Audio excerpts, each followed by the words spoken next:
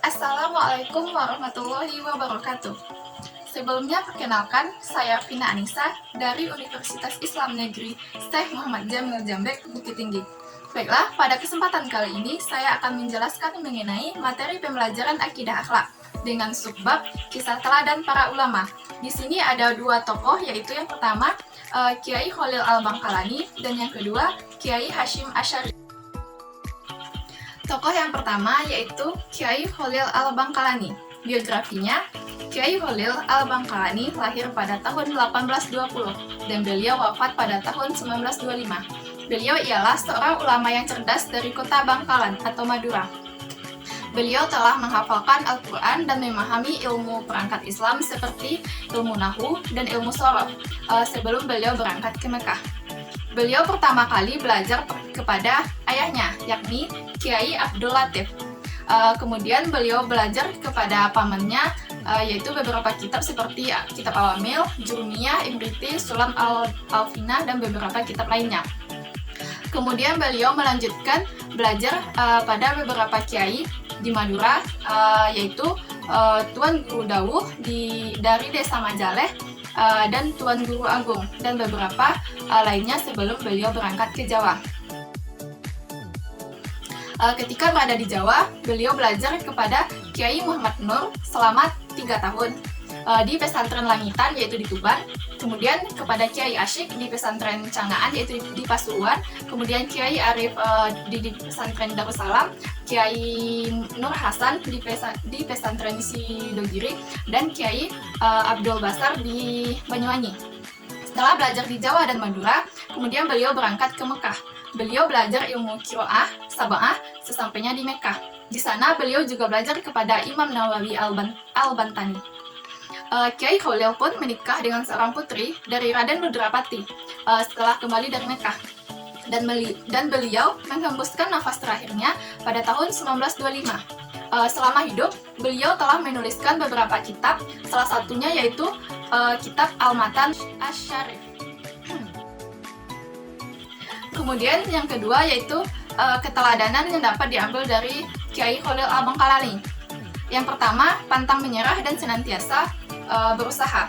Kiai Khalil ialah seorang ulama yang selalu berusaha dan tidak mudah menyerah pada keadaan. Hal ini terbukti saat di Jawa, Kiai tak pernah membebani orang tua dan pengasuhnya. Beliau bekerja menjadi buruh tani ketika beliau belajar di Pasuruan, dan beliau juga bekerja menjadi pemanjat pohon kelapa ketika beliau belajar di Banyuwangi.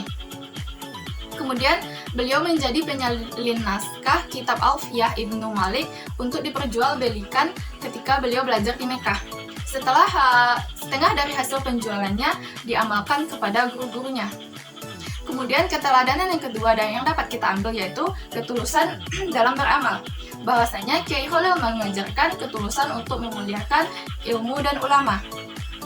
Bukan hanya sekedar untuk memuaskan dan ingin mendapatkan pujian dan perhatian semata. Tokoh yang kedua atau ulama yang kedua yaitu Kiai Hashim Asy'ari. Biografinya, Kiai Hashim Asy'ari dilahirkan pada tanggal 2 Zulkaidah 1287 atau 14 Februari 1871 di Desa Gedang, Jawa Timur.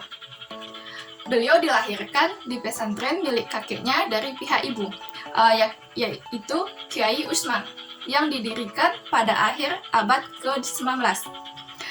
Sejak kecil, tanda-tanda kecerdasan dan ketokohan sudah ada terlihat pada diri beliau, yakni pada umur 13 tahun, beliau sudah berani menjadi guru pengganti di pesantren untuk mengajar santri-santri yang tidak sedikit yang lebih tua darinya.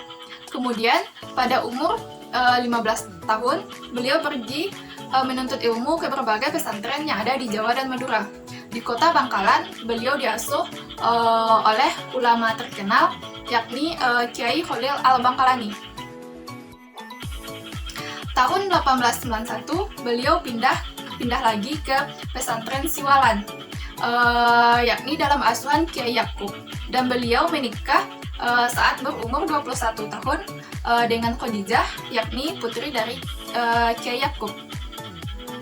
Pada tahun 1893, beliau pergi ke Mekah dan menetap di sana selama 7 tahun. Di sana, beliau berguru kepada Syekh Mahmud Khatib al-Minangkabawi, Imam Nawawi al-Bantani, dan masih banyak lagi. Pada tahun 1899, beliau pulang ke tanah air dan mengajar di pesantren milik kakeknya. Kemudian mendirikan sebuah pesantren yang sering disebut dengan pesantren Tebuireng. Beliau tidak hanya dikenal sebagai kiai ternama saja, melainkan juga sebagai petani dan pedagang yang sukses. Beliau wafat pada tanggal 25 Juli 1947. Beliau meninggalkan beberapa tulisan, salah satunya yaitu Muqaddimah Al-Qanun Al-Asasi.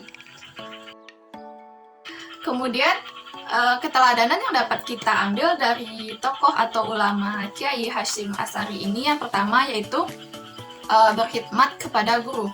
Kiai Hasyim Asy'ari sangat patuh dan hormat pada gurunya. Hal ini terlihat pada satu cerita ketika cincin istrinya Kiai Khalil jatuh di WC dan Kiai Hasyim mencari di WC tersebut. Dan dengan penuh kesungguhan, kesabaran, dan keikhlasan, akhirnya Kiai Hasyim menemukan cincin tersebut. Alangkah bahagianya Kiai Khalil atas keberhasilan Kiai Hasyim tersebut. Yang kedua, yaitu berkhidmat pada Negara Kesatuan Republik Indonesia.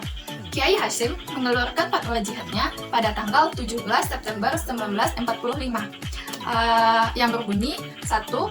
Hukumnya memerangi orang kafir yang merintangi kemerdekaan kita adalah fardu ain.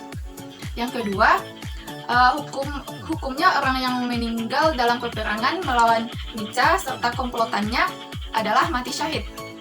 Yang ketiga, hukumnya orang yang memecah persatuan kita sekarang ini wajib dibunuh. Kemudian, fatwa resolusi jihad pun disebarluaskan dan dengannya mampu menggerakkan rakyat Indonesia untuk melawan dan mengusir penjajahan kembali oleh Belanda. Fatwa tersebut menggambarkan bahwa perjuangan kemerdekaan bangsa Indonesia merupakan kewajiban agama. Kemudian, keteladanan yang ketiga yang dapat kita ambil yaitu pendidikan pesantren karakter kebangsaannya. Yang pertama, bahwasanya pendidikan karakter pesantren ini berupaya untuk mengajak bangsa ini untuk mandiri, bukan hanya dalam soal ekonomi dan politik saja, melainkan juga dalam kebudayaan dan pengetahuan. Yang kedua yaitu bahwasanya pendidikan karakter pesantren mengajarkan anak-anak didiknya untuk bergaul dan bersatu di antara sesama anak-anak bangsa se-Nusantara, apapun itu suku, latar belakang, maupun agamanya. Kemudian yang ketiga, pengetahuan diabdikan bagi kepentingan dan keselamatan nusa dan bangsa ini. Kemudian yang keempat, mengajarkan anak-anak bangsa ini cara menghadapi dan bersiasat dengan bangsa-bangsa lain, terutama dengan orang-orang Eropa yang berniat menguasai wilayah di Asia Tenggara. Kemudian yang kelima yaitu bahwasanya pendidikan karakter pesantren mengajarkan kepada anak-anak bangsa ini untuk memaksimalkan serta memanfaatkan segenap potensi ekonomi dan sumber daya negeri ini. Sekian yang dapat saya sampaikan mengenai materi ini, semoga bermanfaat untuk kita semua. Sampai jumpa pada video selanjutnya. See you next time.